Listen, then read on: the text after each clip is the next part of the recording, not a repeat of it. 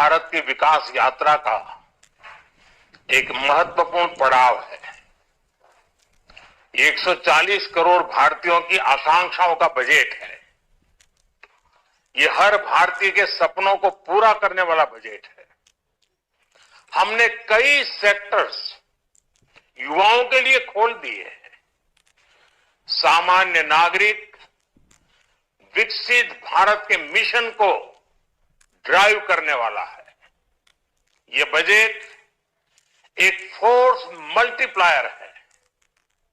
ये budget savings को बढ़ाएगा, इन्वेस्टमेंट को बढ़ाएगा, कंजम्पशन को बढ़ाएगा और ग्रोथ को भी तेजी से बढ़ाएगा।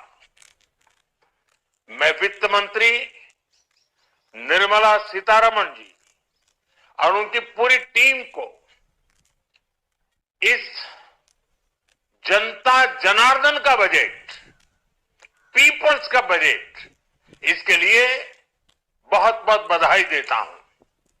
साथियों, आमतौर पर बजट का फोकस इस बात पर रहता है कि सरकार का खजाना कैसे भरेगा, लेकिन ये बजट उससे बिल्कुल उल्टा है।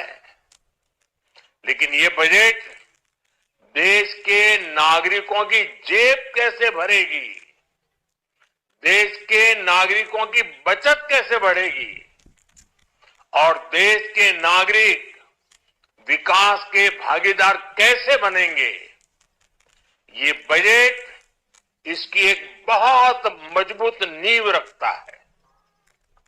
साथियों, इस बजट में रिफॉर्म की दिशा में महत्वपूर्ण कदम उठाए गए हैं।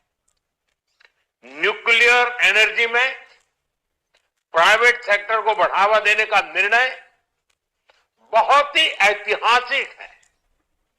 ये आने वाले समय में सिविल न्यूक्लियर एनर्जी का बड़ा योगदान देश के विकास में सुनिश्चित करेगा। बजट में रोजगार के सभी क्षेत्रों को हर प्रकार से प्राथमिकता दी गई है। लेकिन मैं दो चीजों पर ध्यान आकर्षित करना चाहूंगा। उन रिफॉर्म्स की मैं चर्चा करना चाहूंगा जो आने वाले समय में बहुत बड़ा परिवर्तन लाने वाले हैं।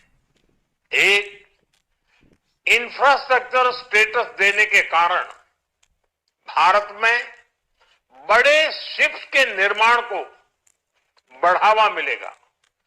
आत्मनिर्भर भारत अभियान को गति मिलेगी और हम सब जानते हैं कि शिप बिल्डिंग ये सर्वाधिक रोजगार देने वाला क्षेत्र है। उसी प्रकार से देश में टूरिज्म के लिए बहुत संभावना है। महत्वपूर्ण 50 टूरिस्ट डेस्टिनेशन, वहां पर जो होटल्स बनाएंगे, उस होटल को पहली बार इंफ्रास्ट्रक्चर के दायरे में लाकर टूरिज्म पर बहुत बल दिया है।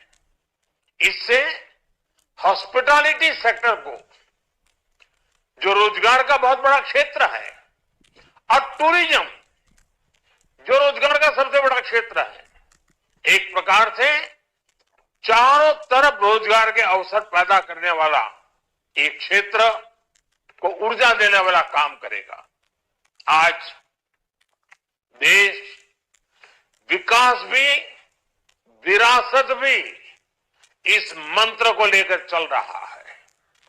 इस बजट में भी इसके लिए भी बहुत महत्वपूर्ण और ठोस कदम उठाए गए हैं।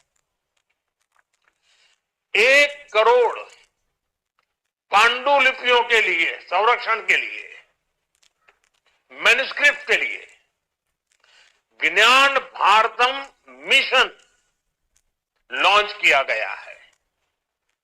साथ ही भारतीय ज्ञान परंपरा से प्रेरित एक नेशनल डिजिटल रिपोजिटरी बनाई जाएगी।